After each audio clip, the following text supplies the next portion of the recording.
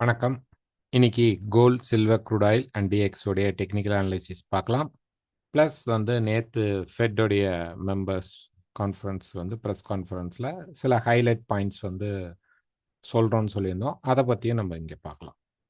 So இந்த வீடியோக்குள்ளே போகிறதுக்கு முன்னாடி இந்த தளத்தை சப்ஸ்கிரைப் பண்ணாமல் இருந்தீங்கன்னா சப்ஸ்கிரைப் பண்ணிங்க. கூடவே பெல் ஐக்கனை கிளிக் பண்ணிங்க. அப்போ தான் நாங்கள் வீடியோஸ் போட்டோன்னே நோட்டிஃபிகேஷன் வரும். எங்களை ஃபாலோ பண்ணலாம். கீழே டெலகிராம் லிங்க் இருக்கும், நீங்கள் ஃபாலோ பண்ணிக்கலாம். வேறு ஏதாவது டவுட்ஸ் இருந்தால் வாட்ஸ்அப் பண்ணுங்கள். என்னுடைய நம்பர் உங்களுக்கு கீழே டிஸ்கிரிப்ஷனில் இருக்குது. ஸோ நேற்று பார்த்தீங்க அப்படின்னா ஃபெட்டோடைய இன்னைக்கு மார்னிங் ஏர்லி மார்னிங் நம்மளுடைய டைமுக்கு ஃபெட் இன்ட்ரெஸ்ட் ரேட் குறைச்சிருக்காங்க. 3.75% குறைச்சிருக்காங்க. இன்னைக்கு நமக்கு 7 மணிக்கு பார்த்தோம் அப்படின்னோம்னா நமக்கு initial jobless claim, unemployment claim இருக்குது. கண்டிப்பாக இது ரைஸ் ஆகி வரதுக்கான பாசிபிள் தான் இருக்குது. இது யூஎஸ்க்கு நெகட்டிவாக தான் அமையும். சரி, என்ன ஹைலைட் பாயிண்ட்ஸ் சொல்லியிருந்தாங்க, நான் சொல்கிறேன்னு சொல்லியிருந்தேன். எனக்கு வாட்ஸ்அப் 2-3 பேர் பண்ணீங்க. அதனால் தனித்தனியாக சொல்ல முடியாதுங்கிறதுக்காக இந்த வீடியோவில் சொல்கிறோம். ஸோ இது நாங்கள் புரிஞ்சுக்கிட்டது, எங்களுக்கு கிடைச்ச டேட்டாஸ்லேருந்து சில பாயிண்ட்ஸ் எடுத்து வச்சுருக்கோம். ஓகேங்களா? ஸோ ஃபஸ்ட்டு அவங்க என்ன சொல்கிறாங்க அப்படின்னு பார்த்தீங்க அப்படின்னா, அந்த எஃப்எம்சி மெம்பர்ஸோடைய கமிட்டியில் ஹையராக 25 பேசிஸ் அதாவது 4லேருந்து 3.75%க்கு குறைக்கணும் வட்டி அப்படின்னு சொல்லி கிடைச்ச அந்த பாயிண்ட்ஸை வச்சு, அந்த மெம்பர்ஸோடைய பாயிண்ட்ஸை வச்சு குறைச்சிருக்காங்க. நம்ம நேற்றே பேசியிருந்தோம், 12 எஃப்ஓஎம்சி மெம்பருடைய ஓட்டிங்ஸ் பேஸ் பண்ணி தான் மெயினாக எடுப்பாங்க. இதில் 7 பேர் பார்த்தீங்க அப்படின்னா அந்த கவர்னருடைய போர்டு மெம்பர்ஸாக இருப்பாங்க. தென் பார்த்தீங்கன்னா ஒருத்தவங்க பார்த்தீங்கன்னா நியூயார்க்கோடைய பிரசிடென்ட் வருவாங்க. இன்னும் மீதி 4 பேர் பார்த்தீங்க அப்படின்னா நமக்கு பேங்க்கோடைய பிரசிடென்ட்ஸாக இருப்பாங்க. ஒவ்வொரு பேங்க்கோடைய மேஜர் பேங்க்ஸோடைய பிரசிடென்ட்ஸ் இருப்பாங்க. இதில் 12 பேர் ஓட் கட் ரேட் கட் பண்ணணும் அப்படின்னு சொல்லிட்டு ஓட்டிங் பண்ணியிருக்காங்க 25 பேசிஸில்.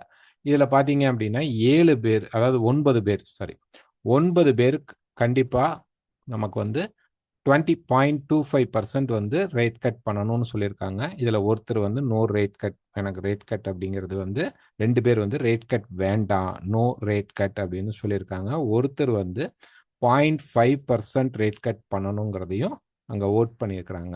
ஸோ இந்த 12 ஓட்டிங்கில் மேஜராக 9 பேர் ஓட்டிங் பார்த்தீங்கன்னா ரேட் கட் 25 பேசிஸ் வரனால தான் இன்னைக்கு குறைச்சிருக்காங்க. மேபி இதில் ப்ரெஷர் 0.5 வந்திருந்தால் 0.5க்கும் வாய்ப்புகள் இருந்திருக்கும் அப்படிங்கிறது சொல்கிறாங்க. அதே மாதிரி பார்த்தீங்க அப்படின்னா அவங்க இந்த இடத்துல என்ன சொல்கிறாங்க அப்படின்னு பார்த்தீங்கன்னா, இந்த ரேட் கட் எதிர்பார்த்த மாதிரி, அவங்க பிகினிங்கில் எதிர்பார்த்த மாதிரி செப்டம்பரில் என்ன ப்ரொஜெக்ட் பண்ணியிருந்தாங்களோ அதே மாதிரி தான் இருக்கும். அப்கமிங்கில் பார்த்தீங்க அப்படின்னா நமக்கு இன்னும் 4 ரேட் கட்ஸ் 2026 நடக்கிறதுக்கான பாசிபிள்ஸ் இருக்குன்னு சொல்லியிருக்காங்க. அண்ட் தென் மெயினாக பார்த்தீங்கன்னா இன்ஃப்ளேஷன் 2026 இன்க்ரீஸ்ட் ஆகிறதுக்கான பாசிபிள் இருக்குது. அது ஸ்லைட்லி இப்போ 2.6% இருக்கிறது 2.4%, அதாவது இப்போ 3.3% இருக்கக்கூடியது குறையறதுக்கு இப்போ இல்லை, 2026 அது ஓரளவு கூல்டவுன் ஆகிறதுக்கான பாசிபிள் இருக்குது அப்படிங்கிறது ஒரு ஹைலைட் பண்ணியிருக்காங்க. ரெண்டாவது ஜிடிபி இன்க்ரீஸ் ஆகும். ஓகே, ஸோ ஜிடிபி இப்போ டேரிஃப்ஸ் நிறையா ப்ராப்ளம்ஸ் போயிட்டு இருக்கு இல்லைங்களா, அதனால நமக்கு கண்டிப்பாக ஜிடிபி 2026 நல்லா இருக்கும் அப்படிங்கிறத சொல்லியிருக்காங்க. இது கரன்சிக்கான ஒரு ஸ்ட்ராங் கிடைக்கும் அப்படிங்கிறதுக்காக அதை மென்ஷன் பண்ணியிருக்காங்க. அடுத்தது பார்த்தீங்க அப்படின்னா நமக்கு ட்ரம்ப் டேரிஃப்ல பார்த்தீங்க அப்படின்னா இப்போ டேரிஃப் நிறையா போட்டுட்ருக்காரு இல்லைங்களா, அதனால ஃபர்ஸ்ட் ஆஃப், அதாவது செகண்ட் ஆஃபும் அவங்க மென்ஷன் பண்ணுறாங்க. ஃபர்ஸ்ட் குவார்ட்டரில் பார்த்தீங்க அப்படின்னா கண்டிப்பாக ஹையில் தான் இருக்கும், இதனால இம்பேக்ட் ஹையாக தான் இருக்கும். ஆனால் செகண்ட் ஹாஃப்ல கண்டிப்பாக அது லோவர் ஆகும் அப்படிங்கிறத மென்ஷன் பண்ணுறாங்க. இதனால தான் ஜிடிபிலாம் இன்க்ரீஸ் ஆகுங்கிறத அவங்க மென்ஷன் பண்ணுறாங்க. நெக்ஸ்ட் பார்த்தீங்க அப்படின்னா இந்த வரக்கூடிய 2026 வரக்கூடிய ஃபர்ஸ்ட் ரேட் கட் 27 and 28 குறையறதுக்கான, அதாவது குறைக்கிறதுக்கான வாய்ப்புகள் கம்மி. நாங்கள் குறைக்கிறதுக்கான, அதை பாஸ் பண்ணுறதுக்கான சான்சஸ் இருக்குது. ஓகேங்களா, எஃப்எம்சி கண்டிப்பாக ஹோல்ட் பண்ணுறதுக்கு பாசிபிள்ஸ் இருக்குது. நம்ம ஓரளவு நல்ல ஒரு நியூட்ரலைஸ்டில் இருக்கிறோம் அப்படின்னு சொல்கிறாங்க. அதே நேரத்தில் அவர் என்ன மென்ஷன் பண்ணுறாரு அப்படின்னு பார்த்தீங்க அப்படின்னா, நமக்கு இன்ஃப்ளேஷன் அப்படிங்கிறது வந்து ஏறுறதுக்கு இன்க்ரீஸ் ஆகிறதுக்கான அப்சைட் இன்க்ரீஸ் ஆகிறதுக்கான வாய்ப்பு இருக்கு. அண்ட் வேலை வாய்ப்புகள் எம்ப்ளாய்மெண்ட் அப்படிங்கிறது வந்து டவுன் சைடில் வந்து குறைஞ்சி ரிஸ்க் ஃபேக்டருக்கு வர சுச்சுவேஷனும் இருக்கு. இது வந்து ஒரு கடினமான சூழ்நிலை தான். இதை வந்து நம்ம வந்து ஹேண்டில் பண்ணி தான் ஆகணுங்கிறத ஒரு மென்ஷன் பண்றாரு. ஸோ அந்த ஹைலைட் பாயிண்ட்ஸில் பார்த்தீங்க அப்படின்னா இது ஒரு மிக்ஸ்டாக தான் சொல்லுவாங்க. பட் இப்போ ஷார்ட் டேர்மில் யுஎஸ் வந்து அடுத்த ரேட் கட்டுக்கும் தயாராக இருக்கிறதுக்கான பாசிபிள் இருக்கு. பட் 9 பேர் வந்து வெறும் 0.25% இருக்கு. இதே வந்து இன்னும் இன்க்ரீஸ்ட் ஆகி ரொம்ப டைட்ல வந்து 0.25 பண்ணி இந்த 0.5 நிறைய கேட்டிருந்தால் நெக்ஸ்ட் டைம் கண்டிப்பா இருக்கும். ஒரே ஒரு மெம்பர் உடைய ஓட்டிங்ல மட்டும்தான் ரெக்கமெண்ட் மட்டும்தான் 0.5 அப்படிங்கறதுனால அவங்க என்ன சொல்றாங்க, ஓரளவு இந்த இதுக்கு தேவையான ரேட் கட் நம்ம வந்து கம்மியா தான் பண்ணியிருக்கோம் அப்படின்னு சொல்றாங்க. ஸோ ஜான்வரியில வந்து ரேட் கட் இருக்க வாய்ப்பு இல்லை. இதுதான் போன தடவையும் சொன்னாங்க. இது வந்து ஒரு ரிப்பீட்டட் மோட்ல வந்து பேனிக் சுச்சுவேஷன் வரக்கூடாதுங்கிறதுக்காக நமக்கு சொல்றாங்க. இதே நேரத்தில் இன்ஃப்ளேஷன் இந்த கடைசியாக வந்து நம்ம பேசணும் பார்த்தீங்கன்னா இன்ஃப்ளேஷன் வந்து உயர்றதுக்கும் நமக்கு வந்து வேலையில்லாத வாய்ப்புகள் வந்து குறைஞ்சி அதனால இம்பேக்ட் கண்டிப்பாக ஒரு கரண்ட் சுச்சுவேஷனில் இருக்கு. சேலஞ்சிங் சுச்சுவேஷன் அப்படிங்கிறத அவங்க மென்ஷன் பண்ணுறாங்க. ஸோ இதனால வந்து அடுத்த ரேட் கட்டும் இருக்க வாய்ப்புகள் இருக்கும் அப்படின்னு எதிர்பார்க்கலாம். வரக்கூடிய டேட்டாஸ் ஓரளவு ஜனவரியில் பார்த்தீங்க அப்படின்னா டேட்டாஸ் ஓரளவு செட்டில்டு ஆகிடும். எல்லா டேட்டாவும் கரெக்டாக வரும். ஸோ இந்த ஷட் டவுன் முடிஞ்சு டேட்டாஸ் வரனால நமக்கு கண்டிப்பாக பார்த்தீங்க அப்படின்னா கிளியரான டேட்டாஸாக இருக்கும். அதை பேஸ் பண்ணி நம்ம அப்கமிங்கில் ஓரளவு நல்லாவே ப்ரிடிக்ட் பண்ணிக்கலாம். நடுவில் வந்து ஷட் டவுன் வந்தனால தான் இப்போ வந்து கொஞ்சம் மார்க்கெட் வந்து அந்த டேட்டாஸ் கரெக்டாக இல்லாதனால இந்த மாதிரி வருமா வராதாங்கிற ஒரு பேனிக்லாம் இருந்தது. ஜான்வரியில் உங்களுக்கு வந்து நமக்கு எல்லா டேட்டாஸும் ஆன் டைம்க்கு வரும். இந்த நெக்ஸ்ட் வீக்கில் பார்த்தீங்கன்னா நமக்கு வந்து நான் ஃபார்ம் பேரோல் வரும். ஆனால் வந்து நமக்கு வந்து ஃபர்ஸ்ட் வீக் வந்து ஜான்வரி ஃபர்ஸ்ட் வீக் வந்து ஹாலிடே வரனால அதுக்கான செகண்ட் வீக்கில் நமக்கு வந்து ஆஸ் இட் இஸ் எப்பயும் போல் நான் ஃபார்ம் பேரோல் இன்ஃப்ளேஷன்ஸ் எல்லாமே வர்றதுக்கான வாய்ப்புகள் கரெக்டாக டேட்டாஸ் வரும்.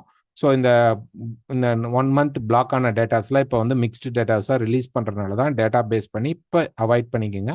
ஜான்வரியிலேருந்து நீங்கள் டேட்டாவை தாராளமாக பார்க்கலாம்.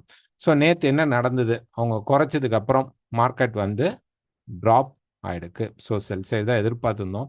என்ன கொஞ்சம் அப்படி ஒரு மேலே போயிட்டு கீழே வந்திருக்கலாம்.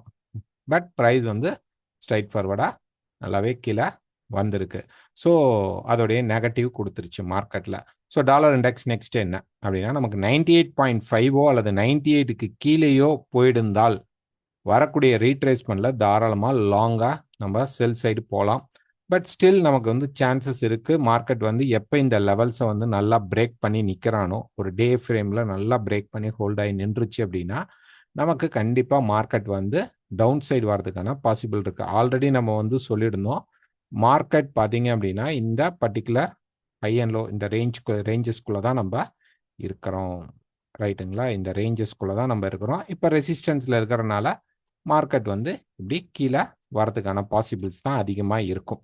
ஸோ அதுதான் இப்போ நடக்குது. டேட்டாஸ் மூலியமாகவும் அதுதான் நமக்கு கிடைக்கும் அப்கமிங்கில். ஸோ இன்னைக்கு வரக்கூடிய மார்க்கெட்டுடைய டேட்டாவுமே கீழே கொஞ்சம் ப்ரெஷர் பண்ணும். 98 கீழே வந்துருச்சு அப்படின்னா நம்ம அதுக்கப்புறம் ஒரு ரீட்ரேஸ்மெண்ட்டில் செல் ட்ரை பண்ணலாம். ஆயில் பொறுத்த வரைக்கும் பார்த்துக்கிட்டிங்கன்னா மார்க்கெட் வந்து செல் சைடில் தான் இருக்குது. நமக்கு இந்த சப்போர்ட் லெவலில் இப்போ மார்க்கெட் ஆல்மோஸ்ட் வந்து நிற்கிது.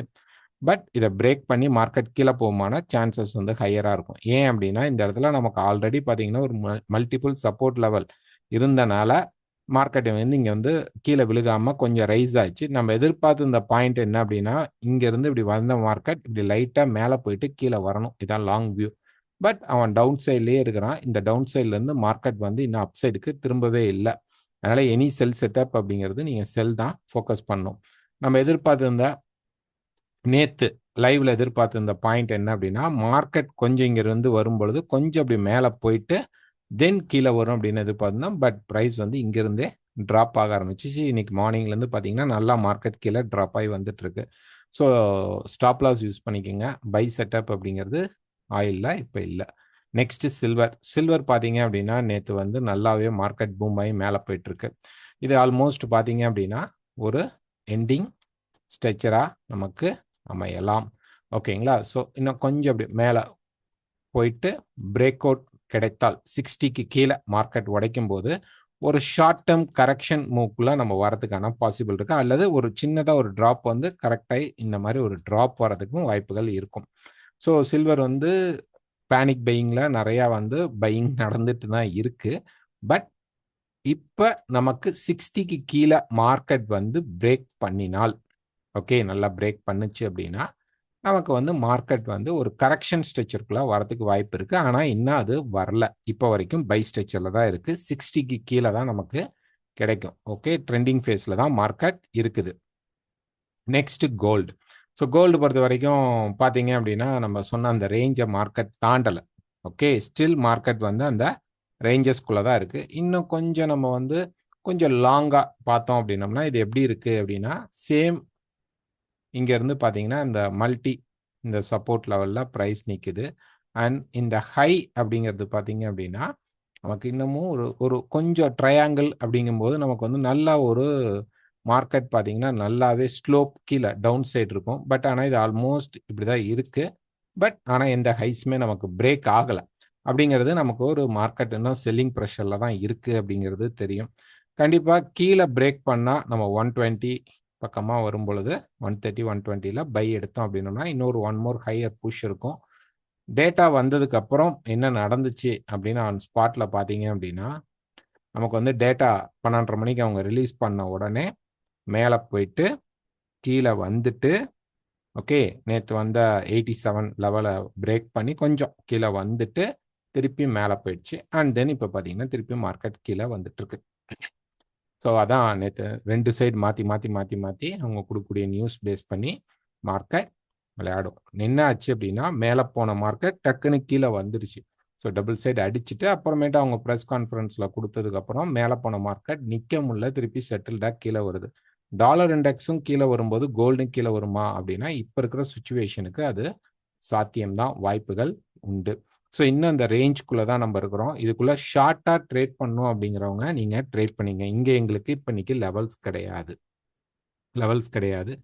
டாப் ரெசிஸ்டன்ஸ் போனனால நீங்கள் ஒரு சின்ன ஷார்ட் பண்ணுறதுனா தாராளமாக பண்ணலாம். இந்த ரேஞ்சஸை விட்டு வெளியில் வரும் பொழுது நம்ம என்ட்ரிஸ் கொடுக்குறோம், அப்போ நீங்கள் எடுத்துக்குங்க. இப்போ பெரிய டார்கெட்ஸ் வைக்காதீங்க, ரொம்ப சின்ன டார்கெட்ஸாக வச்சு ட்ரையல் ஸ்டாப் லாஸ் யூஸ் பண்ணிக்கோங்க. மேலே 320 தான் நம்மளுடைய ரெசிஸ்டன்ஸ், கீழே வந்து 4130 ஆர் 20 லெவல்ஸை மார்க்கெட் டச் பண்ணும்போது நம்ம பை எடுக்க ட்ரை பண்ணலாம்.